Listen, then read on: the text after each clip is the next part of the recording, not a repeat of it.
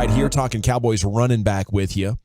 As a headline from Reed Hansen, it got my mind thinking about a couple of things. The headline goes, Cowboys yet to discover Pollard's limits and thus his financial value.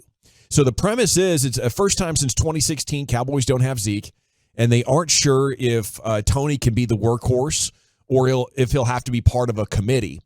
So that's where the conversation kind of starts for you. Truckwreck.com fan text is open at 877-881-1053. Do you believe Tony Pollard can handle 25 touches a season, 320 over the course of a year?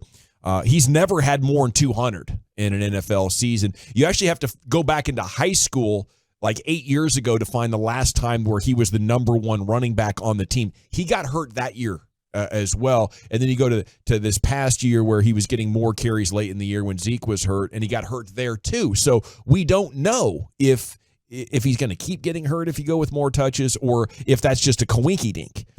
But Reed asked the question, what's Pollard's market value?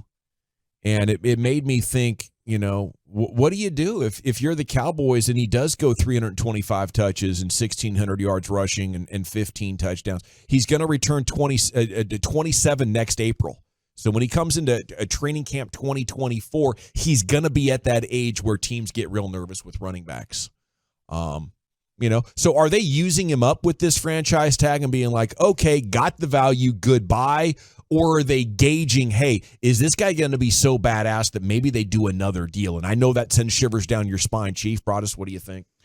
You got it? Well, I do think that they're probably going into this thinking that this is going to be a one-and-done kind of deal. But I could see them – I don't see them handing out another long-term deal unless they think they're just getting a super steal on it and a guy at the running back position is just trying to get some sort of long-term security there. But for the most part, I could see more realistically if he has a supreme, healthy, badass, dominant 1,600-yard kind of season, I could see them doubling down on the franchise tag again.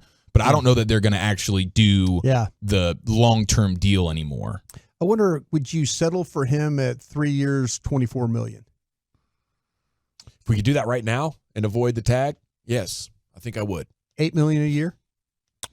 I probably wouldn't, because the money that you're saving now, what are you going to do with that money? So like the money that you're giving him now for the money you're saving now is million, going to the Diggs. That's not really going to help you this year. Yeah. So I don't want to tie myself to him longer than I have to. I'm not going to be able to go, oh, okay, I'm saving this money now on the franchise tag so I can go get a premium player. No, unless you think DeAndre Hopkins is that or something. Now, I think most running backs are replaceable, but I would say it's going to be really tough to find a guy who can make game-breaking plays like Tony Pollard does. I think he gives you an ability on offense along with CeeDee Lamb, especially as we're going more West Coast, getting guys on the move, hopefully in space. I just don't know. And, here's another thing from Reed Hansen's story real quick. Comparing his rate of explosive runs over 10 yards, Pollard's explosive run rate jumped last year from 13.07 to 16.06%. And it jumped even a higher percentage on runs of 15-plus yards. So what that might say is as he got more looks throughout the game, he found the seams in the defense to make even more plays. So if you would give him 300 touches, that would be 9 more runs of 10 yards or more over the course of a season. That's significant. Huge, that's one every half or something. You're getting a 10-yard run. And if those kind of numbers would hold, I would think you'd be looking at a Tony Pollard and you'd be in a really tough situation. Like, wow, we can't find another guy that does this. We don't have another running back on the team that can be a possible workhorse. And this guy might be breaking more big runs than anybody but like Saquon Barkley in the entire league.